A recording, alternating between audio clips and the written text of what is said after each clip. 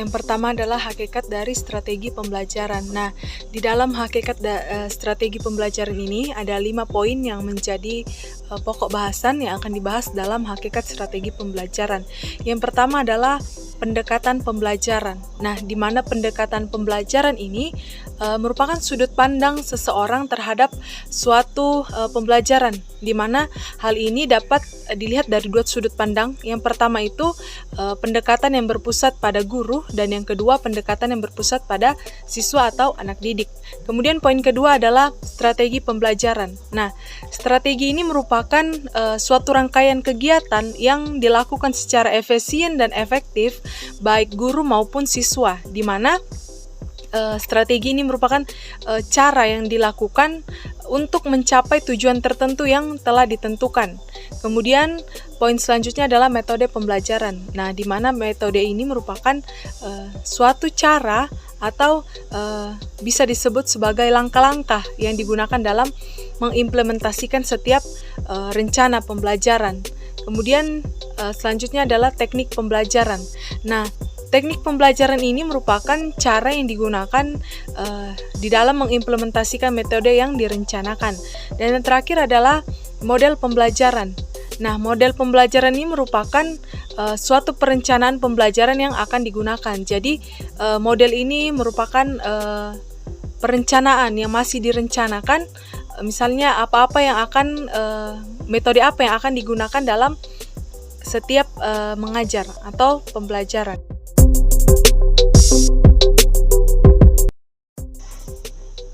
Selanjutnya adalah keterampilan dalam mengajar.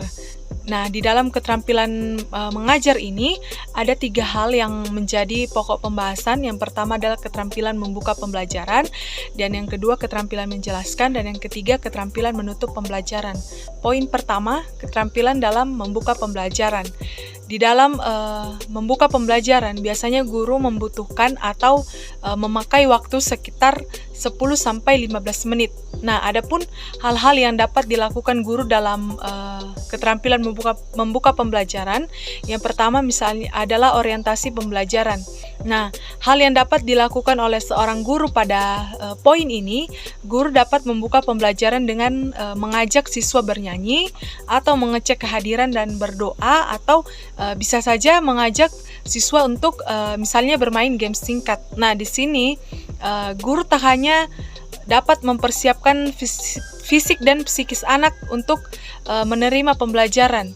Jadi dengan orientasi membuka pembelajaran ini, guru bisa mengajak anak atau membangkitkan semangat anak untuk menerima materi yang akan diberikan. Kemudian yang kedua adalah apersepsi. Nah, di dalam hal ini, guru mengaitkan pokok pembahasan yang akan dibahas dengan materi minggu lalu dengan mencari pengalaman atau pembelajaran yang mengingatkan atau mengaitkan kembali dengan materi minggu ini. Dan yang ketiga adalah motivasi. Nah, guru perlu menyampaikan motivasi, artinya menyampaikan tujuan pembelajaran yang akan dicapai oleh siswa. Dan yang keempat adalah pemberi acuan. Di sini, guru menyampaikan atau memberitahu materi yang akan dibahas. Keterampilan menjelaskan. Jadi, keterampilan menjelaskan ini merupakan penyampaian informasi yang terencana dengan penyajian yang benar dan menggunakan urutan yang cocok. Adapun beberapa hal yang perlu diperhatikan dalam menjelaskan. Yang pertama adalah pesan yang disampaikan harus terencana. Jadi, guru tidak boleh mengajarkan topik yang tidak dipersiapkan. Dan yang kedua adalah disajikan dengan benar. Dan yang ketiga, menggunakan bahasa yang sederhana. Artinya, dalam hal ini guru harus sebisa mungkin menggunakan bahasa-bahasa yang sederhana dalam mengajar, sehingga materi yang diberikan mudah dipahami dan diterima oleh siswa. Dan yang keempat adalah memberikan contoh yang relevan. Nah, sebisa mungkin guru juga memberikan contoh-contoh yang relevan menyangkut tentang pembahasan. Di sini guru bisa menggunakan tokoh-tokoh Alkitab atau contoh-contoh lain yang berkaitan dengan materi.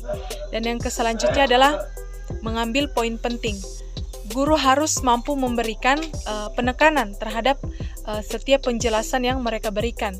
Jadi guru bisa mengambil atau membuat kesimpulan atau garis besar dari materi yang diberikan kepada siswa. Yang ketiga adalah keterampilan menutup pembelajaran. Di sini guru juga membutuhkan waktu sekitar 5-10 menit dalam menutup pembelajaran. Nah, tugas guru ialah membangkitkan kembali minat belajar peserta didik. Adapun hal-hal yang perlu diperhatikan dalam menutup pembelajaran, yang pertama adalah guru wajib memberikan kesimpulan atau rangkuman dari materi yang diberikan. Misalnya, pada saat itu materi yang diberikan oleh guru tentang ke-10 firman. Nah, di akhir pembelajaran, guru harus menekankan atau membuat kesimpulan atau rangkuman tentang apa yang menjadi poin penting dalam ke-10 firman ini. Guru misalnya membuat kesimpulan atau garis besar bahwa ke-10 firman ini merupakan 10 perintah atau hukum yang wajib dilakukan seseorang yang menyatakan diri untuk mengikut Kristus atau mengaku sebagai seorang Kristen yang bersedia untuk melakukan setiap hal-hal yang diperintahkan oleh Tuhan. Atau bisa saja guru membuat kesimpulan bahwa ke-10 firman ini merupakan cerminan hidup orang Kristen. Jadi apa yang harus dilakukan oleh seorang yang beragama Kristen menyatakan diri mengikut Kristus ialah harus berpedoman terhadap ke-10 firman. Dan yang kedua, memberikan umpan balik. Misalnya guru mengadakan kuis atau memberikan pertanyaan-pertanyaan. Di sini guru bisa membuat atau memberikan hadiah kepada siswa yang bisa menjawab pertanyaan yang diberikan oleh seorang guru.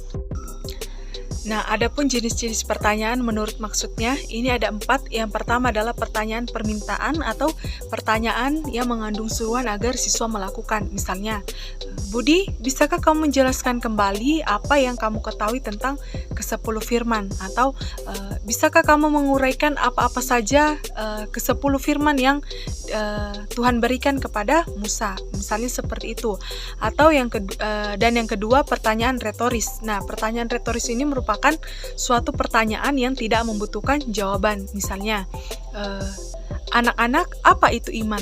Nah, jadi iman merupakan suatu kepercayaan yang harus dimiliki seseorang yang beragama.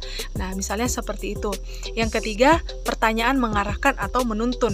Nah, ini merupakan pertanyaan yang digunakan untuk menuntun. Nah, contoh pertanyaan menuntun, seorang guru misalnya bertanya, mengapa darah berwarna merah? Lalu murid menjawab, karena mengandung sel darah merah. Guru memperbaiki, mengapa mengandung sel darah merah? Ya, jadi darah itu berwarna merah karena mengandung hemoglobin, sehingga jawaban yang tepat mengapa darah berwarna merah karena mengandung hemoglobin. Nah, selanjutnya adalah keterampilan mengelola kelas. Ini merupakan suatu proses untuk menciptakan suasana belajar yang lebih kondusif dalam kelas. Misalnya, guru merubah posisi tempat duduk setiap misalnya pembelajaran akan dimulai. Jadi, tempat duduk siswa itu dirubah-rubah posisinya. Ini agar siswa merasa tidak bosan.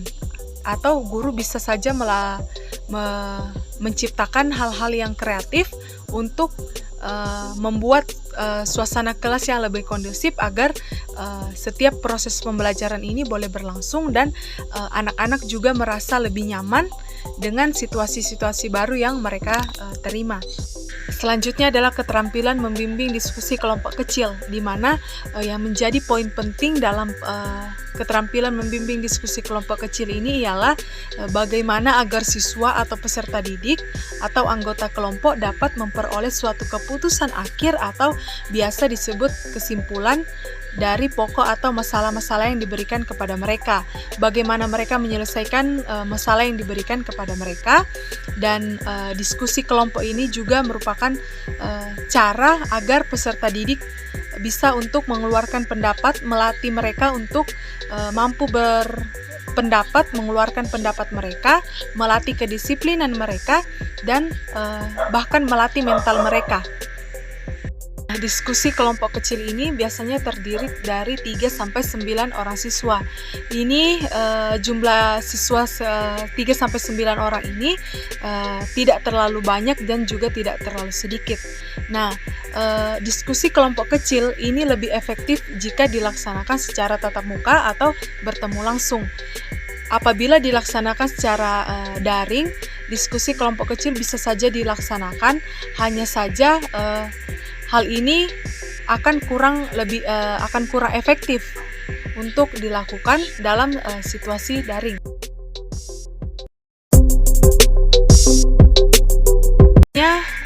Selanjutnya adalah metode pembelajaran. Yang pertama adalah metode ceramah. Nah, metode ceramah ini merupakan suatu cara yang dilakukan oleh seorang guru untuk menyampaikan materi dengan memberikan penjelasan langsung kepada siswa. Nah, ini merupakan suatu metode yang mudah untuk dilakukan seorang guru, dan dengan menggunakan metode ini, guru juga dapat mengontrol keadaan kelas. Tetapi melalui metode ceramah, terkadang ada banyak siswa yang terbatas dalam menerima atau memahami materi yang diberikan. Nah, ini disebabkan memang karena pada dasarnya daya tangkap anak ini berbeda-beda, sehingga ketika guru hanya menggunakan metode ceramah, ada saja beberapa siswa yang terbatas dalam memahami materi yang diberikan kepada mereka. Selanjutnya yang kedua adalah metode diskusi. Nah, metode diskusi ini merupakan suatu metode yang digunakan dalam pembelajaran dengan membentuk 3-9 orang dalam satu kelompok. Nah, metode ini dibentuk untuk memecahkan suatu masalah atau menghasilkan suatu keputusan akhir, yaitu kesimpulan dari masalah atau pokok pembahasan yang diberikan kepada mereka. Nah, metode diskusi ini akan lebih efektif jika dilaksanakan secara tatap muka atau bertemu langsung dengan anggota kelompok. Adanya perbedaan latar belakang anggota kelompok ini biasa yang menjadi penghalang proses diskusi apabila dilaksanakan secara daring. Bisa saja dilaksanakan secara daring, tetapi kurang efektif karena itu tadi adanya perbedaan latar belakang dari anggota kelompok. Nah, dalam penggunaan metode diskusi ada beberapa hal yang perlu diperhatikan. Nah, yang pertama adalah guru harus memberikan arahan sebelum proses diskusi dilaksanakan dan memperjelas masalah atau topik diskusi dengan membuka ruang pertanyaan. Di sini bertujuan agar siswa bisa bertanya, mengajukan pertanyaan apa yang mereka kurang mengerti, agar proses diskusi nanti boleh mereka laksanakan dan boleh mereka selesaikan untuk menghasilkan keputusan akhir dan bisa berjalan sesuai dengan aturan-aturan yang telah dibentuk oleh atau yang telah disepakati antara guru dan siswa untuk mengeluarkan pendapat. Selanjutnya adalah metode tanya jawab. Nah, penggunaan metode ini dimaksudkan untuk mengetahui sampai di mana kira-kira pengetahuan atau daya tangkap siswa mengenai materi pembelajaran yang kita berikan atau kita ajarkan kepada mereka.